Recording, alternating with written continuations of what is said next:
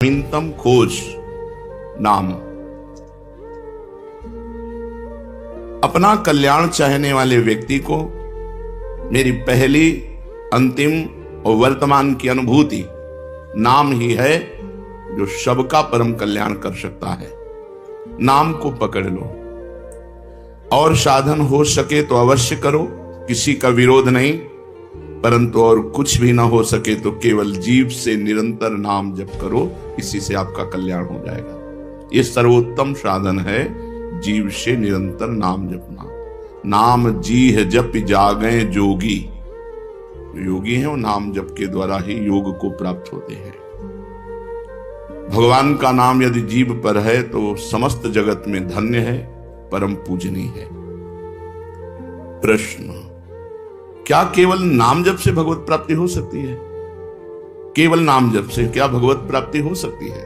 उत्तर, आप नाम जप का नियम तो लें, यदि निरंतर नाम जप चलता रहा तो शब्द याद रख लो, स्वयं भगवान आएंगे आपसे मिलने के लिए। यदि निरंतर नाम चलता रहा तो इस शब्द याद रख लो, स्वयं भगवान आएंगे आपसे मिलने के लिए।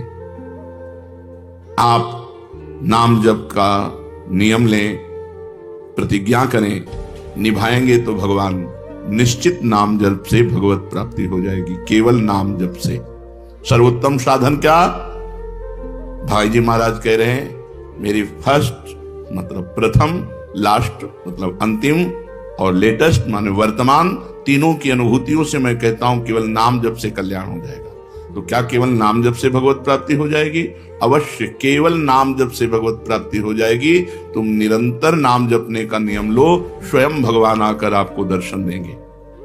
तीसरा प्रश्न, क्या बिना भाव के नाम जप करने से काम हो जाएगा?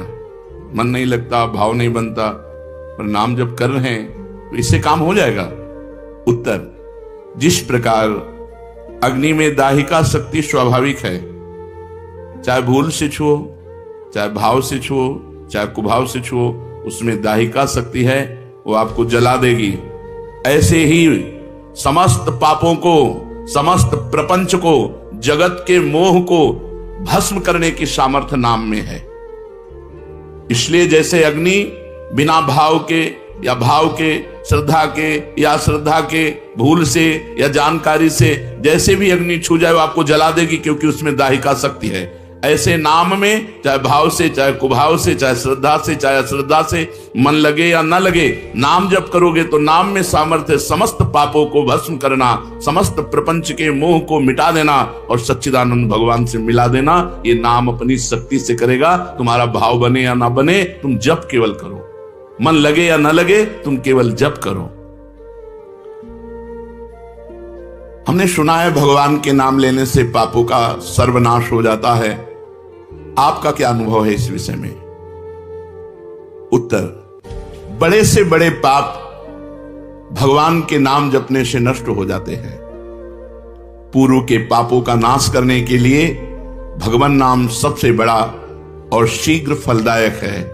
इससे बड़ा कोई प्रायश्चित नहीं है, इससे बड़ा कोई तीर्थ नहीं है। पाप नष्ट करने के लिए भगवान का नाम सर्वश्रेष्ठ है। चोर हो, शराबी हो, मित्रद्रोही हो, स्त्री, राजा, पिता, गौ हंता, ब्राह्मण की हत्या करने वाला, गुरुपत्नीगामी, अन्य बड़े बड़े पापों में रत रहने वाला पुरुष भी यदि अब लो नशानी, अब ना नशे हो, आज तक पाप किया, अब नहीं करूंगा, और वो भगवान नाम लेने लगे तो वो निष्पाप होकर महात्मा बन जाएगा।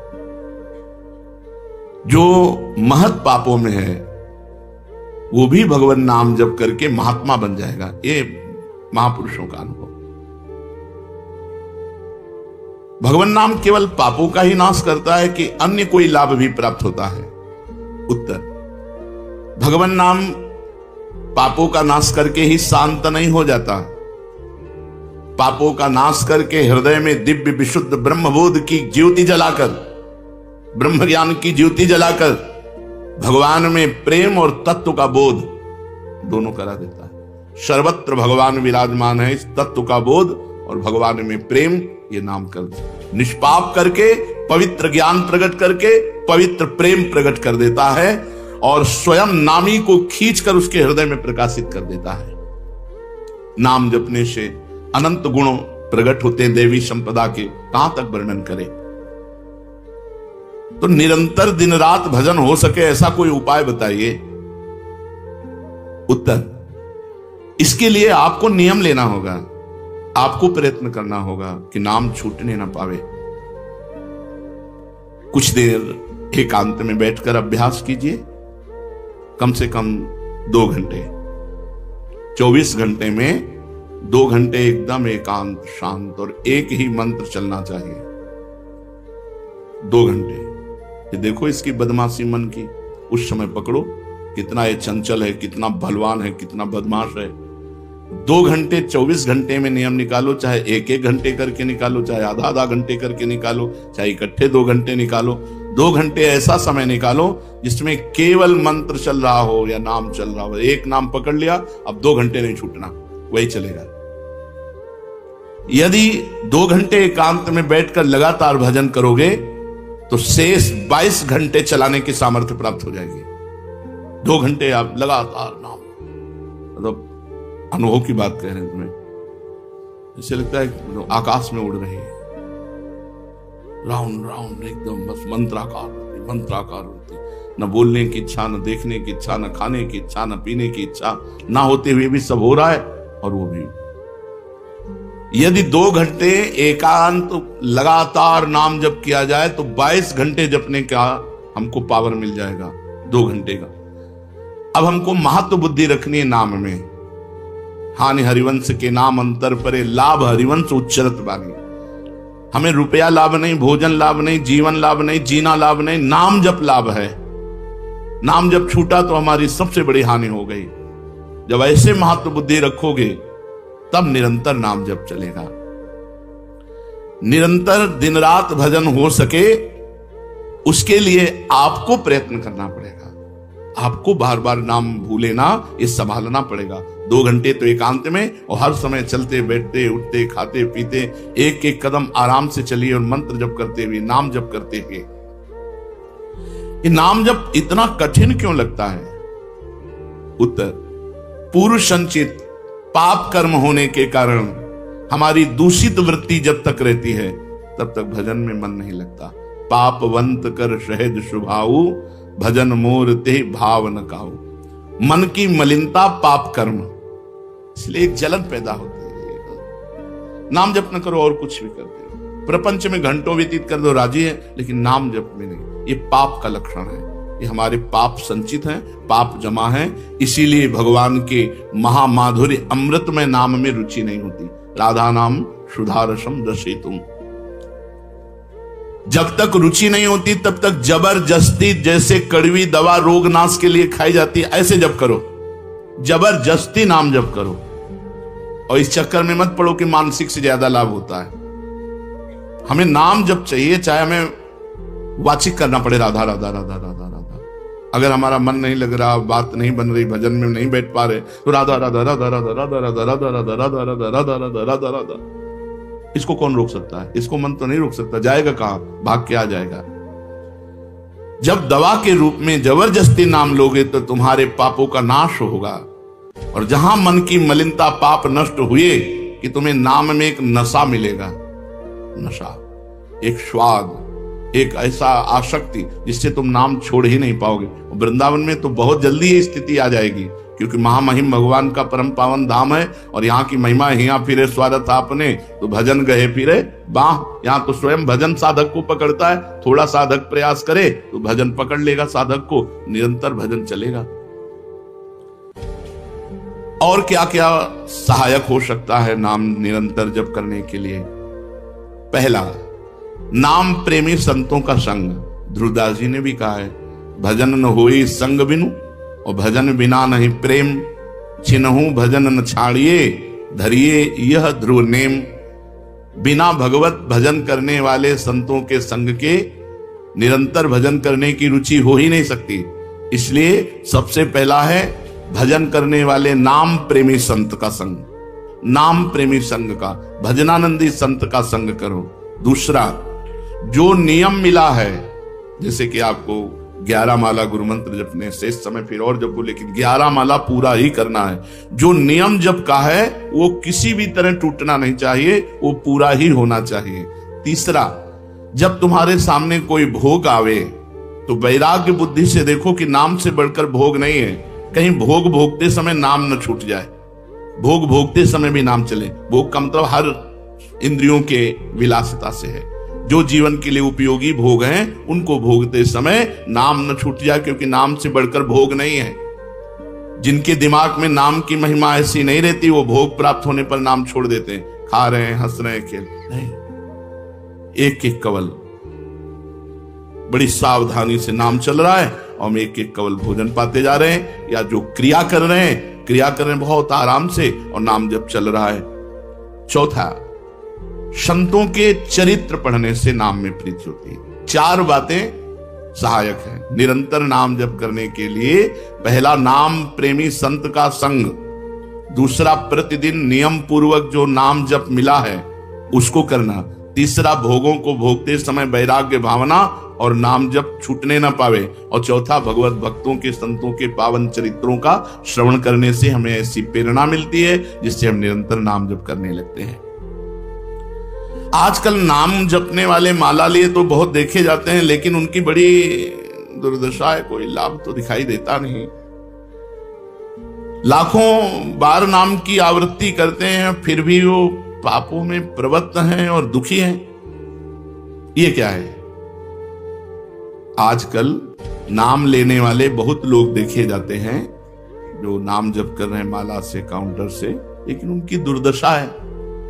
उनको कोई विशेष लाभ नहीं मिला, न दिखाई देता है। लाख लाख नामों का जप करते हैं, फिर भी पाप करते हैं और दुखी और अशांत देखे जाते हैं। ये क्या है? उत्तर, पहली बात तो ये नाटक है कि लाख बार वो नाम जप करते हैं। नाटक है, बिल्कुल सत्य नहीं है। अगर सत्य में लाख बार नाम जप करें तो उसका प्रभाव पड़ेगा, चाहे भाव से चले चाहे कुभाव से। भाव कुभाव अनखाल सहु नाम जपत मंगल। वो फालतू में ड्रामा प्रस्तुत करते हैं कि मैं लाख नाम जप करता हूं, नहीं जप करते। अब माला चल रही हो, बातचीत हो रही, तो कौन जप कर रहा है? जप कौन कर रहा है? ये ड्रामेबाजी ही तो है। तुम्हारा बातचीत भी चल रहा है, 2 लोग चल रहे हैं, हंसते हुए बात भी चल रहे हो, माला भी चल रही, तो माला किसकी चल रही? तुम बात कैसे कर रहे हो? तो ये ड्रामेबाजी वाला नाम, जो लाख नाम जप की बात है, भाई जी कहते हैं मैं नहीं मानता ऐसी बात कि वो लाख नाम जप करते हैं उनकी दुर्दशा है। नहीं, वो नाटक करते हैं, लाख नाम जप नहीं करते हैं। वो धोखा दे रहे हैं अपने आप को और दूसरों को कि मैं लाख नाम जप कर रहा हूं। दूसरा कारण कि उनकी नाम में रुचि नहीं है, नाम में प्रीति नहीं है, नाम में महत्व बुद्धि नहीं है। पहले तो लाख नाम जप नहीं करते, दूसरा जो जपते हैं उसमें न प्रीति है, न रुचि है, न एकाग्रता है।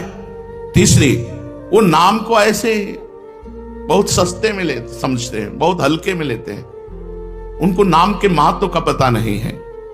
तीसरा, वो शास्त्र विरुद्ध आचरण करते हैं, शास्त्र विरुद्ध आचरण करते हैं। चौथा, मामूली सिर में दर्द हुआ या कोई घटना, वो तुरंत तो नाम जप का प्रयोग कर देते हैं। मैंने जो नाम जप किया उससे मेरा सर दर्द ठीक हो जाए, मैंने जो नाम जप किया उससे बात हो जाए। इसलिए वो चंद रुपए के लिए, चंद भोगों के लिए नाम को दे देते हैं। आरोग्यता के लिए, मान बढ़ाई के लिए, संतान सुख के लिए, समस्या हटाने के लिए वो भगवान नाम का प्रयोग कर देते हैं। तो फल ये होता है कि जो कुछ थोड़ा बारा नाम जप करते हैं वो ऐसे खर्चा हो जाता है और पाप करते हैं, परिणाम में दुख भोगते हैं, लाभ मिलता नहीं। तो ये दिखाई देता है कि भाई ये कहते हैं हम लाख नाम जप करते हैं फिर भी दुर्दशा है। वस्तुतः ऐसा नहीं है। जब नाम की ऐसी महिमा है तो सब लोग नाम परायण क्यों नहीं हो जाते? सब लोग क्यों नाम जप नहीं करते? तो नाम परायण होना तुमने सहज समझ रखा है क्या? बड़े भाग जिसके होते हैं उसके नाम में रुचि होती है। ये सहज दिखता है, ये जपने में सहज नहीं है। आप जप के देखो, लड़ाई शुरू हो जाएगी, अंदर ही महाभारत शुरू हो जाएगा। ये जो मन बुद्धि चित्त अहंकार हैं ये सब विचलित करने लगेंगे। जप करके तो देखो साधक हो, अगर मन जप में लग गया है तो बहुत बड़ी सिद्धि मिल गई। हमारा मन आसक्त हो रहा है जप में, ये बहुत बड़ी सिद्धि मिल गई। जो नाम को केवल शब्द समझते हैं या नाम को केवल पाप नाश का उपाय समझते हैं, वो नाम को वास्तविक नहीं जान पा रहे। तो भोगों में प्रीति होने के कारण, पाप कर्मों में वर्तमान में रुचि होने के कारण, नाम का महत्व ना जानने के कारण, कई ऐसे कारण हैं जिनके कारण लोग नाम जप नहीं कर पाते। जैसे आज एक एकांतिक में कह रहे थे कि मुझे डर लगता है आपके पास आने में कि आप मेरी सब गलतियां छुड़वा देंगे। हमका धन्य है, पहले व्यक्ति ऐसे मिले जो इतना गलतियों से प्रेम करते हैं, इतना गलत बातों से प्रेम। बोले मैं इसीलिए नहीं आ रहा था कि मैं जाऊंगा तो छुड़वा देंगे, वो ये छुड़वा दो, वो छोड़ो, वो छोड़ो, वो छोड़ो। बोले डर लगता है आपसे। तो ऐसे ही नाम जपने में रुचि नहीं होती। मेरी शराब छूट जाएगी, मेरा अमुक कार्य छूट जाएगा, मेरी भोग विलासता छूट जाएगी, जबकि ये असत है। ये छूटेगा तो महान सच्चिदानंद सुख प्राप्त होगा। भगवान नाम के परायण कैसे लोग होते हैं? तो कहते हैं ऐसे लोग भगवान नाम के परायण तब होते हैं जब भारी विपत्ति आती है इनके ऊपर और कोई आसरा नहीं मिलता। फिर एक रास्ता दिखाई देता है भगवान। भारी विपत्ति, अब कोई नहीं, तब एक रास्ता दिखाई देता है भगवान। वो भगवान के नाम के सहारे हो गए। जब कहीं आशा पूर्ति का ठिकाना ना रहा, जगत के लोग बात नहीं करते, रोग शरीर में हो गया, समाज में अपमान हो गया, तो प्राण रो पड़े कि अब क्या होगा? तो संत संग मिल जाता है, अब भजन होगा, अब भजन होगा। तो ऐसे लोगों को फिर भगवान साधु संग देते हैं ऐसी परिस्थिति में, और फिर वो भजन में लग जाते हैं। जो पापी लोग हैं, पाप करते हैं, गंदे आचरण करते हैं, ये भारी विपत्ति में जब पड़ते हैं और भगवान उस समय इनको जब साधु संग देते हैं, तब नाम जप होता है। भगवान कृपा जब करते हैं तब ये लाइन मिलती है, गृह कारज नाना जंजाला, ते अति दुर्गम शैल विशाला, यही सर आवत अति कठिनाई, राम कृपा बिनु आई न जाए। बिना भगवान की कृपा के संत समागम में आना बड़ा कठिन, और आ गया तो बड़े भाग पाइब सत्संगा, तो बिना ही प्रयास होई भवभंगा। बिना प्रयास के इस संसार का बंधन नष्ट हो जाता है। तो ये जो विषयी लोग हैं, जो पाप परायण लोग हैं, इनको जब भारी झटका लगता है, अपमान, विपत्ति, शरीर में रोग, कोई बात न करे, सब जगह से तिरस्कार, तो भगवान उस पर कृपा करते हैं, साधु संग देते हैं। उस स्थिति में जब उसे साधु संग मिलता है, वो भगवान के नाम के परायण हो जाता है। भगवान नाम का सहारा लेकर पाप करने वालों की क्या दुर्गति होती है, क्या दशा होती है? जो नाम जप भी करते हैं और नाम के बल से कि पाप नष्ट हो जाएंगे, पाप करते हैं। भगवान नाम लेने वालों को पाप करने की कोई छूट नहीं मिल गई है। जो नाम की महिमा को याद करके पाप करते हैं कि नाम तो जब हो ही रहा है, पाप नष्ट हो जाएगा, उनको निश्चित नरक जाना पड़ता है। ये नामापराध है। 10 नामापराध में नाम की महिमा को याद करके नाम के बल से पाप करना, वो आदमी निश्चित नरक जाएगा। उसको नारकी पुरुष भी थूकेंगे, क्योंकि नाम जब करने वाला जब नाम के बल से पाप करता है तो वज्रलेप हो जाता है। त्रुटि होना अलग बात होती है, पाप करना अलग बात होता है।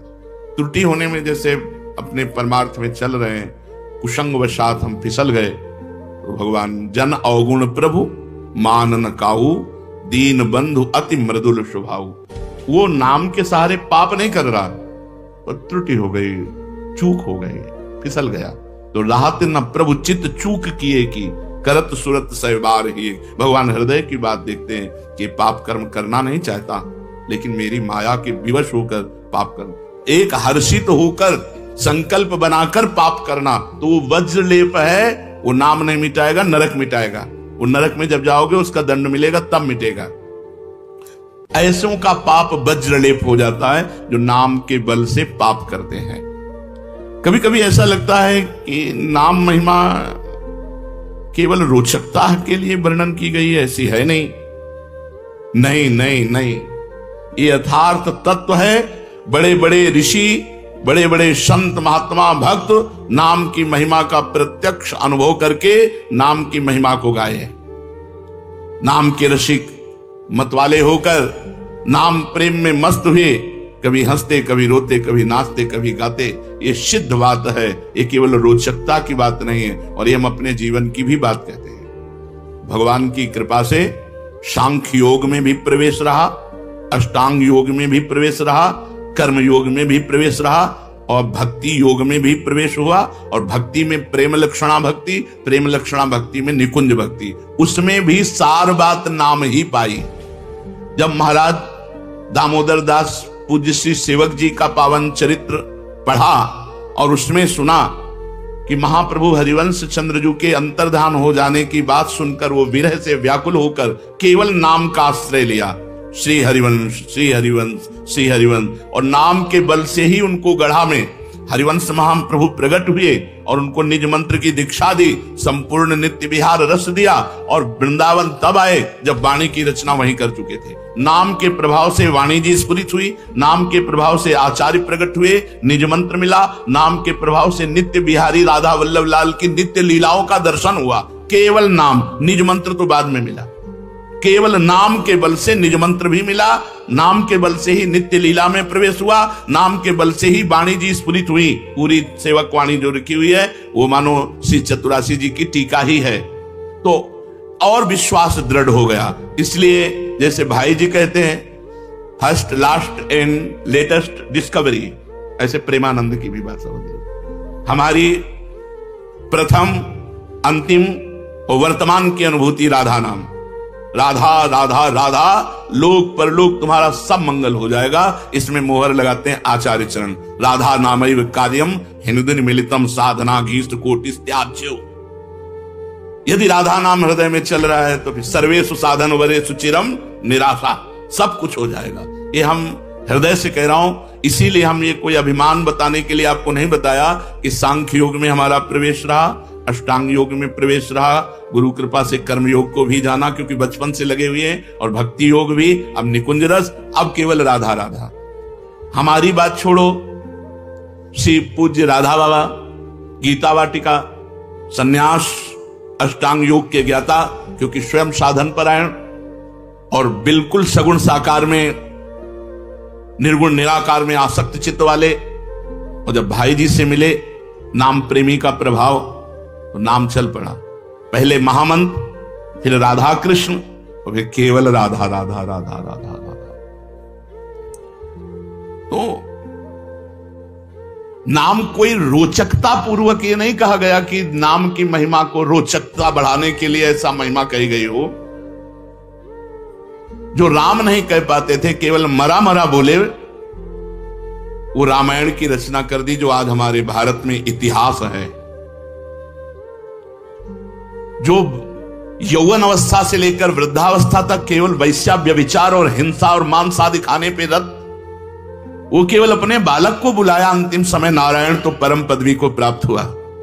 ये केवल रोचकता की बात नहीं है, ये बड़े बड़े महापुरुषों ने, ब्रह्म ऋषियों ने, और आप भी अनुभव कर लो, जो जितना नाम जप कर रहा है वो उतना अच्छा साधक है, जो जितना नाम जप कर रहा है उतना अध्यात्म में प्रवेश है। जो नाम जप में लगे हुए हैं उन्हीं की महिमा है। हमारे धाम में कितने जापक महापुरुष हुए जो भगवान नाम जापक करके युगल नाम जाप, इतना नाम जप किया कि सोवत हो रसना रटे राधा कृष्ण सुनाम। तो ये केवल रोचक वाक्य नहीं है, ये सत्य है, ये परम सत्य है। सत्यम सत्यम पुनः सत्यम हरेर नामयु केवलम। ये भगवान श्री कृष्ण द्वैपायन व्यास देव जी महाराज, जो समस्त वेद और शास्त्रों के ज्ञाता हैं, वो कह रहे हैं कि आब्रह्म स्तंभ पर्यंतम सर्वम मायामयम जगत सत्यम सत्यम पुनः सत्यम हरेर नामयु केवलम। केवल भगवान का नाम संबंध विच्छेद करके सत्य में स्थित होता है, परंतु जब भक्त प्रभु के आश्रित हो जाता है तो उसका शरीर भी, इंद्रियां भी, मन भी, प्राण भी सभी भगवत स्वरूप हो जाते हैं।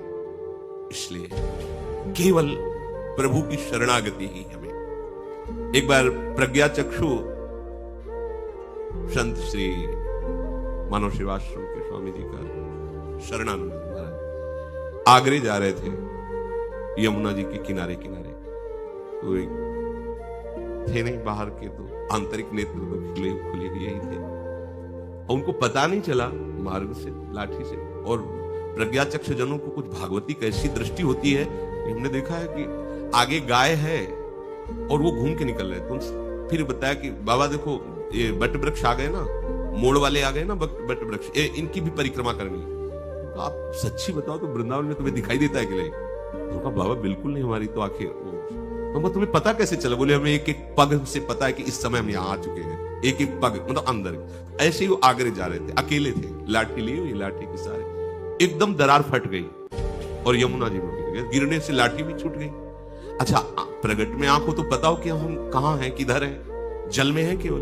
और तो अब हाथ पैर मारे तो कुछ समझ में नहीं कि किधर को मारे। भाई बताओ कि इधर किनारा हो तो कुछ हाथ पैर मारे, लाठी दिखाई नहीं दे रही थी।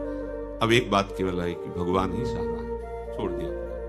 अगर मृत्यु का समय आ गया है तो शरीर छूट जाएगा। अगर भगवान को बचाना है तो वही बचा सकते हैं। तो बस हे प्रभु, हे हरि, हम आपकी शरण में हैं। अंतिम में एकदम भगवत स्मरण, ऐसी एक लहर सी आई जैसे किसी ने हाथ पकड़कर घसीटा हो और लाठी बिल्कुल नजदीक आ गई। लाठी पकड़ा, एकदम किनारे आ गए। उसी दिन से उन्होंने अपना नाम शरण। अरे प्रभु ने ये तो बात सुनने में सरल लगी, लेकिन उनकी बात थी, उनकी हृदय की, कि अब तो प्राण जा रहे हैं, तैरना आता नहीं है और किधर हाथ पैर मारे कुछ दिखाई नहीं दे रहा, किनारा किधर पता ही नहीं है, और जो लाठी एक सहारा था वो भी छूट गई। अब उनका हृदयार्थ भाव में प्रभु, ओ ये चमत्कार, प्रभु ने कृपा की, लाठी स्वयं आ गई नजदीक। स्वयं क्या होगा, हाथ पकड़कर निकाल लिए। वो सर्व सामर्थ्यशाली है, पर छोड़ दो, हाथ पैर मारना छोड़ दो। तुम्हें दिखाई नहीं दे रहा कि तुम भव समुद्र से किधर जाओगे, किनारा कहां है, हाथ पैर मारना, अहंकार छोड़ो, ऐसे आश्रित हो जाओ। तो पकड़ करके लाठी दे दी, साधन दे दिया। लाठी क्या है? साधन। ये पकड़ साधन, चल इस साधन से चल, और ये किनारा है, तैरने की जरूरत नहीं, ये किनारा है और ये चल। ये भगवत कृपा से प्राप्त। हम लोग अंधे हैं, हमें पता नहीं कि हमारा क्या साधन होना चाहिए जिससे हम भगवत प्राप्त हो सकते हैं। वो प्रभु ही साधन देते हैं, प्रभु ही हमें संसार किनारे ले आए। देखो ना, श्री धाम में आ गए हो, शरणागत हो गए हो, किनारे लग गए हो, हाँ, लाठी मिल गई, साधन, चलो अब इसी के सहारे चलो, आप पहुंच जाओगे, अपने भवन तक पहुंच जाओगे। स्वामिनी जी बड़ी कृपालु है। हमारी केवल भगवत चरणारविंद की निष्ठा जागृत हो जाए, अहम शून्य। इसमें संत जन उदाहरण देते हैं कि एक बकरी चराने वाला बकरी चरा रहा था, तो एक बकरी हरी हरी पत्तियां चुनने में खूब मगन थी, और संध्या काल हुआ तो सब बकरियों को लेकर चला गया। ना उस चराने वाले को होश रहा उसका, और ना चरने वाली बकरी को होश रहा। अब संध्या अंधेरा हो गया, तब उसे चेतना आई, देखा आसपास कोई नहीं। अब वो डर गई। अब वो चली तो सामने एक जलाशय दिखाई दिया, तो सोचा अब जो होगा होगा, प्यास लगी, पानी पी लेती। अब जो होगा, पानी पीने गई। पानी पीते ही उसको वहां गीले में ऐसे पंजे दिखाई दिए, तो किसी बलवान का पंजा है। देखती ही प्रयोग करके बैठ गई। भेड़िया आया तो उसकी दुलार टपकने लगी, बकरी है, खाने को अच्छा मिलेगा। बकरी का ये पंजा देख रहे हो, इसके सहारे सिंह का पंजा। भाग गया भेड़िया कि अरे अगर सिंह ने इसकी रक्षा तो वो हमें मार डालेगा, भाग। अब उसको और विश्वास हो गया। अनुभूतियां भगवत चरणारविंद की समर्पण वृत्ति को और बढ़ाती हैं, उसको और विश्वास आ रहा है, बचा लिया मुझे। ऐसे जो भी जीव आता और उसकी तरफ गुर्राता तो बड़े ठसक में कहते, ये पंजा देख रहे हो, ये तो सिंह के परिचय। भाग जाते। सिंह आया और दहाड़ मारी, कहे शाम के अंधेरे से लेके अभी तक इसी पंजे के सहारे में बचती रही हूं, इस पंजे को देख लो। अच्छा, ये तो मेरा ही पंजा है। बोले अब हम तो इस पंजे के सहारे से अभी तक बचती रही। अब तो उन्होंने कहा फिर तुम चिंता मत करो, पंजा तो हमारा ही है। हाथी को कहा कि अगर हमसे विरुद्ध चलोगे तो हम तुम्हें नष्ट कर देंगे। झुको, सूंड से उठाओ इसको, अपनी पीठ में बैठा और पूरे जंगल की कोमल कोमल पत्तियां इसको चराओ, अपनी पीठ पे रखना, कोई भी इसको छेड़ ना सके। समझे इसका आशय? संसार वन में हम भोगों की विषय चाट में भूल गए, और जो काल रूपी चरवाहा है वो हमको चरा रहा था विषयों में, हमारे समय को नष्ट कर रहा है। अब चरते हुए हम भूल गए, अपनी मदांधता में, अपने स्वाद में हम भूल गए। अब ध्यान आया कि अरे ये तो रात्रि का समय, अब तो मृत्यु का समय आएगा, मुझे कौन बचा सकता है? एकमात्र है गहरे पंजे जिनके हैं, श्री हरि चरणार। आश्रय ले लिया तो जिये काल बस ना परे, जो इन चरणों का आश्रय समुझ जाए शरण, ते डरत ना काल डर। फिर लोग कहते हैं कि महात्मा लोग तो बड़ी मौज ले रहे हैं यार, ये सिंह की शरण में हुए, उसका हुक्म हुआ कि कोमल कोमल पूरे जंगल की पत्तियां ला के इसको पाओ। क्यों? क्योंकि मेरी शरण में है, मेरी शरण। विश्व ब्रह्मांड की समस्त सिद्धियां, समस्त संपत्तियां उसके चरणों में लुटती हैं जो भगवत आश्रित हो जाता है। एकमात्र भगवान का वैभव है सबअनंत ब्रह्मांड, और उन्हीं वैभवपति की शरण में अब उसके लिए क्या कमी? जाके रामधनी वाक्य कौन कमी? हम प्रभु के चरणों का आश्रय ले लेंगे तो वो हमें जना देंगे कि मैं कौन हूं। हमें पता नहीं कौन प्रभु है। रोज वो देखते हैं, हमसे मिलते हैं, रोज आते हैं हमारे पास, हमसे मिलते हैं, पर कौन से रूप में आते हैं ये हम पहचान नहीं पाते, पर वो जब रोज देखेंगे ना कि तुम उसी पंजे के सहारे बैठे हो, तो एक दिन बता देंगे कि ये मेरा ही पंजा है, और अब देख मेरा समग्र ऐश्वर्य, समग्र ज्ञान, समग्र प्रेम मैं तुझे पूर्ण कर देता हूं, अब किसी अन्य की जरूरत नहीं। इसलिए भगवान कह रहे ज्ञानम तेहम सविज्ञानमिदम वक्ष्याम्य शेषतः यद ज्ञात्वा नेह भूयोन यज ज्ञातव्य मवशिष्यते। हे पार्थ, तेरे लिए अब मैं ज्ञान का वर्णन करूंगा, विज्ञान सहित अशेषता, संपूर्णतया ज्ञान का वर्णन करूंगा। ये ज्ञान ऐसा है जिसके जान लेने के बाद तुझे कुछ जानना बाकी नहीं रहेगा, अन्य कुछ भी शेष नहीं रहेगा, सब कुछ प्राप्त हो जाएगा, और मैं स्वयं इस ज्ञान को तुम्हें प्रदान करता हूं। ज्ञानम तेहम सविज्ञानमिदम वक्ष्याम्य शेषता। भगवान कहते हैं अर्जुन, यद्यपि ये ज्ञान मैंने महात्माओं को भी दिया है, उनके जो अनुभव में आया वो वाणी में नहीं आया, क्योंकि वाणी अलग है, अनुभव अलग है। जहां अनुभव हुआ वहां वाणी नहीं है, और जो वाणी है वो अनुभव में नहीं है, आभास मात्र बोलती है। और प्रभु की वाणी और अनुभव तीनों एक है। हमारा शरीर, हमारा अनुभव, हमारी वाणी, तीनों में अंतराय है। हमारा स्वरूप अलग है, शरीर अलग है, वाणी से जो निकल रहा है वो अनुभव की केवल आभास वृत्ति है, वो बोला ही नहीं जा सकता। अनिर्वचनीयम ब्रह्म स्वरूपम प्रेम स्वरूपम अनिर्वचनीयम, वो अनिर्वचनीय है। लेकिन जब ब्रह्म ही बोले तो उसके लिए अनिर्वचनीय नहीं है, क्योंकि उसकी वाणी भी ब्रह्म है, उसका स्वरूप भी ब्रह्म है, उसका अनुभव भी ब्रह्म, साक्षात ब्रह्म बोल रहा है। तो प्रभु इसीलिए कह रहे ज्ञानम ते अहम सविज्ञानमिदम वक्ष्याम्य अशेषता। अशेषता बाकी नहीं रहेगा, जो मैं बोल रहा हूं सुनो, और कोई बोलेगा तो बाकी रह सकता है, क्योंकि जो अनुभव में आ रहा है वो वाणी में नहीं आ रहा। जिन नेत्रों, जैसे ध्रुवदास जी कहते हैं, जिन नेत्रों ने देखा उनमें वाणी नहीं है, जो वाणी बोल रही उसने देखा नहीं, अंतराय इसी में हो गया। तो जो अनुभव में आ रहा है वो वाणी में नहीं आ रहा है, लेकिन प्रभु का ऐसा भेद नहीं है। उनकी वाणी भी श्री कृष्ण ही है, एक रोम भी श्री कृष्ण ही है, श्री कृष्ण का एक रोम भी श्री कृष्ण है, सच्चिदानंदमय है। वो कह रहे मैं ते अहम, मैं स्वयं सविज्ञानमिदम, विज्ञान के सहित, अनुभव के सहित तुम्हें ज्ञान का वर्णन कर रहा हूं। अशेषता, कुछ बाकी नहीं रहेगा और जानना बाकी नहीं रहेगा। तुम्हें कहूंगा, मैं खुद कहूंगा, संपूर्णता से कहूंगा। वैसे तो बहुत महात्माओं ने भी वर्णन किया है मेरे स्वरूप का, क्योंकि उनके अनुभव में मैं ही आया हूं और उससे वही अनुभव लाभ भी होता है। परंतु इस समय मैं स्वयं कह रहा हूं। स्वयं कौन? समग्र परमात्मा। वो मैं स्वयं तेरे लिए वर्णन कर रहा हूं। जैसा मैं अनुभव करके वर्णन कर रहा हूं वैसा दूसरा नहीं कर सकता, पक्की बात है। भगवान कहे अब जितने भी बोलते हैं तो उस अनुभव को बुद्धि से विचार करके शब्द में लाते हैं, तो शब्द की एक सीमा होती है। लेकिन प्रभु की बुद्धि भी प्रभु है, प्रभु की वाणी भी प्रभु है, प्रभु का अनुभव भी प्रभु है और स्वयं प्रभु बोल रहे हैं। अब वहां भेद नहीं हो सकता, जैसे इधर भेद है प्राकृतिक और अप्राकृतिक का। प्रभु की बुद्धि समस्त बुद्धि का स्वरूप है, और किसी भी महात्मा की बुद्धि समस्त बुद्धि का एक अंश है। वो कितना जान सकता है, उसकी बुद्धि कितना जान सकती है, जितना प्रभु जला दिए। लेकिन प्रभु कितने? बोले ना इति नेति। इसलिए वेद भी नेति नेति कह के वर्णन करते हैं। पर मैं सदा ही पूर्ण हूं, इसलिए मेरा ज्ञान पूर्ण है।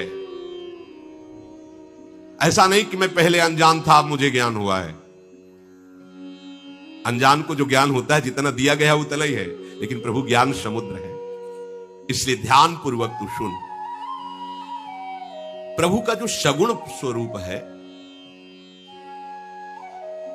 निर्गुण स्वरूप जानना सरल है, सगुण स्वरूप जानना कठिन है। निर्गुण रूप सुलभ हति, सगुण जान नहीं कोई, सुगम अगम नाना चरित सुनि मुनि मन भ्रम होई। वैसे प्रायः कहा जाता है कि निर्गुण निराकार की अनुभूति करना बड़ा कठिन है, लेकिन यहां कह रहे हैं कि सगुण साकार की कठिन है, निर्गुण निराकार की नहीं। प्रभु का जो रूप है, ऐश्वर्य है, प्रेम है, महिमा है, वो निर्गुण में आसक्त जनों को भी आसक्त कर लिया, ऐसा देखा गया। जनक जी महाराज निर्गुण निराकार ज्ञान के सिद्ध महापुरुष हैं, राजा होते हुए भी। बड़ा आश्चर्य है, राजा होते हुए भी, भोग ऐश्वर्य संपन्न महलों में रहते हुए भी, जिनके शरीर में लंगोटी भी नहीं है, ऐसे विरक्त, जो जन्म सिद्ध वैरागी हैं, ऐसे महापुरुष श्री सुखदेव जी के गुरु हैं। कौन? महाराज जनक जी। राजा पदवी पे हैं, रानियां हैं, भोग ऐश्वर्य संपन्न हैं, और इनके चेला कौन है? श्री सुखदेव जी महाराज। निर्गुण निराकार की अनुभूति से तृप्त महापुरुष हैं जनक जी। जब राम जी को देखते हैं तो उनका ब्रह्माकार मन आसक्त हो जाता है राम जी में। निर्गुण निराकार में वही सिद्धि प्राप्त करता है जो शब्द स्पर्श रूप रस गंध का विजेता होता है। कोई भी त्रिभुवन का शब्द या रूप या रस या गंध आकर्षित नहीं कर सकता। इसलिए ज्ञान के पंथ कृपाण की धारा है, जो निर्विघ्न पंथ निर्वाही सो कैवल्य परम पद लाई। और यह तो सिद्ध ज्ञान की मूर्तिमान स्वरूप है विदेहराज जनक। जब राम जी को देखा तो ऐसे लुभायमान हुए कि बार बार अपने ज्ञान की वृत्ति को संभाल रहे हैं, नहीं संभल पा रहे। तब विश्वामित्र महामुनि ज्ञानी अपनी बात को, अपनी स्थिति को विश्वामित्र जी से नेत्रों ही नेत्रों में पूछा। मानो वो कह रहे हो कि सहज विराग रूप मन मोरा, मेरा मन तो सहज बैरागी, पर इनके रूप को देखकर जैसे चकोर चंद्रमा में आसक्त हो जाता है, ऐसी स्थिति हो रही। इन्हीं विलोकत अति अनुरागा, बरबस ब्रह्म सुखई मन त्यागा। निराकार ब्रह्माकार वृत्ति में आनंद रहने वाला मन आज राम रूप का गुलाम होता जा रहा है। जबरदस्ती इस रूप ने निराकार ब्रह्म की अनुभूति में छके हुए मन को आसक्त कर लिया। ये क्या हो रहा है? ये क्या हो रहा है? महामुनि ज्ञानी विश्वामित्र जी से परम विदेहराज जनक जी महाराज प्रश्न करते हैं। इन्हीं विलोकत अति अनुरागा, बरबस ब्रह्म सुखई। ये ब्रह्म सुख से भी श्रेष्ठ सुख है प्रभु के साकार रूप की उपासना, प्रभु के और इस साकार अवतार लीला से भी महाश्रेष्ठ प्रभु श्री कृष्ण की ये प्रेम लीला, ब्रज लीला। और इस लीला को प्रकट करने के लिए निकुंजेश्वरी निकुंजेश्वर जो पधारे, तो जो निकुंज में अनादिकाल से अनंत काल तक वो रूप, वो सौंदर्य, वो प्रेम, ये अत्यंत दुर्लभ बात है। भगवान के ज्ञान रूप को, तत्व रूप को जानकर सब मुक्त हो गए। भगवान की भक्ति करके सायुज्य सामीप्य सारूप आदि या भगवान के ईश्वर सेवा में पहुंच गए। पर नौ निकुंज बिहारिणी श्री श्यामाजू की चरण भावना में मगन होकर प्रीतम श्री लाल जो सहित वृंदावन रंग में रंगना, ये समग्र रूप प्रभु का है। इसे समझ पाना अत्यंत कठिन है। नहीं तो फिर ये शब्द नाता संभाव्योपि विरंचि नारद शिव स्वयं भुआ तीर्णया। इन बड़े बड़े महापुरुषों की भी संभावना नहीं कि श्री जी के चरणों में महावर लगाने की सोच सके। इसीलिए ये हमारी बुद्धि के बाहर की बात है। परंतु जो प्रभु के चरणों का इस रस के दाता श्री कृष्ण ही है। गुरुदास जी ने लिखा, लाल रंगीलो गाइए ताते प्रीति रंगीली पाइए। मतलब अपने लोगों के ऊपर श्री हरि की कृपा बरस गई, क्योंकि उन्होंने अपने हृदय के अगाध प्रेम का द्वार खोल दिया। हृदय का अगाध प्रेम श्री लाडली जो श्यामा जो है। लाडली जो कौन है? श्री हरि के हृदय का अगाध प्रेम समुद्र का सार रूप, प्रीति मूर्तिमती रस सिंधु सार संपदि विमला।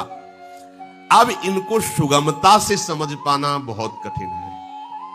इसीलिए भागवत गीता शास्त्रों का स्वाध्याय करा करके, सिद्धांत में स्थित करके, उसके राग अहंकार का नाश करके, उसका हृदय द्रवित करके, सरस भक्ति के मार्ग में गुरुजन रसिक जन खड़ा करके फिर उसको देखते हैं। हाँ, अब इसका देह भाव गलित हो जाए, वनिता पुरुष भाव मिट जाए, सेवे ललितादिक के भाई, तब उसका प्रवेश होता है। ये किसी अन्य साधन से नहीं होता। अन्य साधन से तो शिव विरंची जैसी साधना कौन कर सकता है? ये नारदाजी सुकैरगम्यम, इनसे बढ़कर कोई साधक हो सकता है क्या? तो कैसे आया ये? हाँ, रे मनरस्कन संग बिन रंचन उपजय प्रेम। रसिक महापुरुषों की कृपा से। रसिक महापुरुष कब मिलते हैं? जब लालजू महाराज बहुत कृपालु हो जाते हैं, तब वो अपनी श्री जी की निज दासियों का संग दे देते हैं। जैसे स्वामी श्री हरिदास जी महाराज, महाप्रभु हरिवंश चंद्र जू, हरिराम व्यास जू, ये सब श्री जी की चरण दासियां हैं। ये आई हैं उस रस का अनुभव कराने के लिए जो आगम निगम पुराण अगोचर है। ये वेदों में भी नहीं देखा गया, ये स्वरूप वेदों में भी नहीं है। वेद है राज सिद्धांत कानून, राज सिद्धांत कानून, और ये है निज महल का रस। यहां वेदों की भी पहुंच नहीं है। जो रस नेति नेति श्रुति भाक्यो, ताको ते अधर सुधारस चाक्यो, अलक्षम राधाख्यम निखिल निगमई रप्यति तराम। समझो कहां तुम्हारा सर झुका हुआ है। समझो ऐसी जगह जहां सब उपासनाओं के केंद्र श्री हरि है, और श्री हरि भी जहां, वहां तुम्हें अवसर मिल गया है। अब अब अन्य आश्रय नहीं, किसी साधन बल का भी आश्रय नहीं, एकमात्र लाडली जी के चरणारविंद का आश्रय, भरोसा, वृंदावन की रज का सेवन। तो प्रभु कहते हैं मैं तुम्हारे हृदय में बैठकर सब परिचय दे दूंगा, तुम्हें चिंता नहीं करनी। वही तो गुरु है, वही तो आचार्य है, वही तो रस समुद्र है, वही तो रस है, वही तो रसिक है। भेद समझो, वही रस है, वही रसिक है। जैसे हरिवंश रसिक नवरंग पिय, कौन है ये प्रीतम? रसिक नवरंग पिय, ये रसिक भी है और रस घन मोहन मूर्ति भी है। यही रस है, यही रसिक है, यही गुरुदेव है, यही आचार्य है। बस बात मान लो, इनके चरणों का दृढ़ता पूर्वक आश्रय ले लो। जैसे सोने के गहने हैं, परंतु उन सब में एक ही तत्व है, सोना। जो ये जान जाता है कि सोने का है, तो उसके बनने बिगड़ने पर उसे कोई फर्क नहीं पड़ता। ध्यान देना, अब सोना पहले था जो आकार नहीं लिए हुए था तो सोना था, आकार लिया तो सोना, और आकार बिगड़ जाएगा तो क्या होगा? सोना ही तो रहेगा। उसकी कीमत में कोई कमी आ जाएगी क्या? ऐसे ही जब तुम प्रभु को जान जाओगे तो तुम इन आकारों के चक्कर में नहीं पड़ोगे। ये प्रकृति जन्म, जब तक हमारा इन आकारों में आकर्षण है तब तक हमारा तत्व में आकर्षण नहीं। जैसे कंगन कड़ा बनने के पहले सोना था, कंगन कड़ा आकार बिगड़ने के बाद भी सोना रहेगा, इसमें कोई फर्क नहीं पड़ता, कीमत वही रहेगी। उसकी कीमत पहले भी वही थी, बीच में भी वही, बाद में भी वही, क्योंकि सोने की कीमत है, आकार की नहीं। ऐसे ही इस संपूर्ण प्रपंच को तुम साक्षात भगवान का स्वरूप समझो। अब खत्म प्रपंच, पहले समझो इस बात। अब जहां ये समझा सर्वान्वस्ततया निरीक्ष परम स्वाराध्य बुद्धिर्मम, देहाभिमान खत्म हो गया। देहाभिमान प्रकृति में महत्व बुद्धि करके उसको अपने में धारण करना, ये पुष्ट होना है। जैसे प्रकृतिजन्य विद्या, प्रकृतिजन्य धन, प्रकृतिजन्य शरीर, प्रकृतिजन्य रूप, प्रकृतिजन्य प्रतिष्ठा, मान, ये सब इस आकार को स्वीकार में करो। इस आकार में जो विराजमान तत्व है वो हमारे राधा वल्लभ लाल है, एकमात्र, दूसरा नहीं। खत्म, पूरी सृष्टि खत्म, एक सूत्र से हटाओ सब। जैसे आभूषण बनने के पहले सोना था, आभूषण बिगड़ने के बाद सोना रहेगा, तो बीच में क्या है? सोना ही तो है ना। उसके आकार का महत्व नहीं है, वो स्वर्ण का है, वो स्वर्ण नहीं है। ऐसे जितने आकार, इनका महत्व नहीं। इनमें विराजमान जो कीमती वस्तु है वो श्री हरि है, प्रभु है। इतना आपको जानना पड़ेगा, इतनी आपकी अनुभूति होनी पड़ेगी। ये नहीं करोगे तो आगे नहीं बढ़ पाओगे। चाहे क्रूर हो, पापी हो, दुष्ट हो, नीच हो, वो मेरे प्रभु राधा वल्लभ लाल हैं, ये अनुभव करो। हजारों बार ये चर्चा हुई, सुनी, लेकिन आपने अनुभव किया नहीं। वही राग द्वेष, छोटा बड़ा, उत्तम मध्यम, मैं तू, इसी में तो भ्रमित हो रहे हो। साधक किस बात के हो? गुण दोषों को लेकर विचर रहे हो, तत्व को लेकर विचर रहे हो, आकार को लेकर विचर रहे हो। ये अच्छा, ये बुरा, ये उत्तम, ये नीच। कोई बुरा उत्तम नीच नहीं। समझो पहले, वो एक तत्व जितना एक नाक की छोटी सी एक ऐसे आभूषण में विराज, वही बहुत बड़े हार में भी विराजमान है। ऐसे चीटी में भी वो बड़े आराम से संपूर्ण तत्व प्रभु विराजमान है। वैसे अणु अणियान महतो महियान, कोई दूसरा नहीं। ये अनुभव करो। ये तुम्हारा राग द्वेष, तुम्हारी उत्तम अधमता, तुम्हारी ये हमें प्रभु से नहीं मिलने देंगे। इसे छोड़ो। यही है अज्ञान जिसे हम संसार में प्रयोग कर रहे हैं। नहीं, आप भगवत मार्ग के पति को ज्यादा समय नहीं है। आज आपको ये बातें सुनने को मिल रही, कल और ऐसा कलिकाल बढ़ेगा कि आपको बातें सुनने को नहीं मिलेंगी। जैसे अब हमारे संतों का पारा नीचे गिर गया। एक समय था, एक से एक महाबली भगवत भजन के संत, जिधर देखो उधर महापुरुषों की बाढ़ थी। स्वामी जी महाराज, हितजू महाराज, हरिराम व्यास जी, श्री रूप सनातन जी, भीड़ लगी थी। जिस प्रांत में देखो रामानंदाचार्य, रामानुजाचार्य, कबीरदास जी, रैदास जी, जिधर देखो मीरा जी। महाराष्ट्र तो भरा हुआ था, एक से एक सिद्ध भीड़ लगी थी। ऐसे महापुरुषों की भीड़ लगी थी जो अनुभव और ब्रह्म शब्द से भी जिनका परिचय था, शब्द ब्रह्म के पारगामी विद्वान और परम तत्व के अनुभूत से छके हुए महापुरुष। गिर गया पारा। देखो कलयुग का प्रभाव। अब ऐसे महापुरुष सखी आंख तर को आवत नहीं। केवल कोरी बातों से अनुभूतियां नहीं होती है। अब हमारे पास बातें बातें रह गई, वो भी शास्त्र सम्मत अनुभूति युक्त जब वचन होते हैं तब बाहरी प्रभाव पड़ता है। कहां रह गए उद्भट महापुरुष जो रात दिन भजन में लगे? आप देखो कहां, ऐसे चंद अंगुलियों में गिने जा सकते हैं। ऐसे महापुरुष कहां रह गए जो अपनी अनुभूतियों से जगत का मंगल जो है वो छुपे हुए हैं, जो करना चाहते हैं। अगर अनुभूति नहीं तो वो बोलना केवल एक वाणी का विलास मात्र होगा। अगर अनुभूति से छके हुए नहीं तो वचनों का क्या प्रभाव पड़ेगा? किसी पर नहीं पड़ेगा। आज हमारी ये दुर्भाग्य वृत्ति बढ़ रही कि बड़े बड़े भजनानंदी अनुभूत महापुरुष अंतर्ध्यान होते चले गए। अब तो नई पीढ़ी में भगवान ही जाने कैसे तैयार करेंगे, वो तो कर तुम अकर तुम अन्यथा कर तुम है। पर बात यह है कि कलिकाल तभी बढ़ेगा जब ये महात्मा अंतर्ध्यान होंगे। अगर ये बने रहे तो भगवान भी नहीं ऐसा चाहेंगे कि कलयुग बढ़ पावे, उनकी भी सामर्थ्य नहीं, क्योंकि उनसे ज्यादा सामर्थ्य नाम में है। नाम जापक उपासक नामी को अपने अधीन रखता है। सुमिर पवन सुत पावन नामू, अपने बस करी राखे रामू। अगर उनका नाम कीर्तन चल रहा है, नाम की महिमा का गान हो रहा है, नाम में डूबे हुए भक्त जन है, तो कलिकाल क्या भगवान भी वहां कोई विघ्न पैदा नहीं कर सकते। भगवान की सामर्थ्य से बढ़कर सामर्थ्य नाम में। भगवान ने अवतार लेकर जितनों को तारा, उतनों को नाम ने ऐसे तार दिया, ऐसे नाम ने तार दिया। इसीलिए स्वामी नाम है, सेवक नामी है। अब ऐसे नाम के धनी महापुरुष बिरले ही कोई। तो अभी आपके पास समय है। अगर आप प्रमाद में समय खत्म कर दिए तो हमें लगता है अगर अगला जन्म होगा तो ऐसा हमें संयोग मिलना कठिन होगा जैसा अभी है। जैसा आज के 40 वर्ष पहले संयोग महात्माओं का, वो अंतर्ध्यान होते चले। गंगा किनारे देखो एक से एक ब्रह्मबोध संपन्न महापुरुष, जिधर देखो एक से एक वो अंतर्ध्यान होते चले जाए। अब हम नई पीढ़ी के महात्मा तैयार हो रहे हैं, वो पैसे वाला मोबाइल है, हाँ जो भी हो उसको नहीं, और दूसरे शब्दों स्मार्टफोन वाले। हमारी सिद्धि गूगल, ऐसे की जरूरत नहीं, सर्च करो गूगल में, हमारी सिद्धि 1,00,000-1,25,00,000 का स्मार्टफोन जेब में। सिद्धियां भगवत प्राप्ति। अरे भैया, इससे बचने के लिए तुम बाबा जी बने थे कि कोई विक्षेप ना हो, कोई चिंतन ना हो। और जहां माला गुरु की छवि रहती थी ना छाती में, हृदय देश से, वहां हृदय देश में स्मार्टफोन मिलेगा, ऊपर से चल यहीं ऐसे टंगा मिलेगा छाती में। कुन्न से हुआ, कौन आया किसका?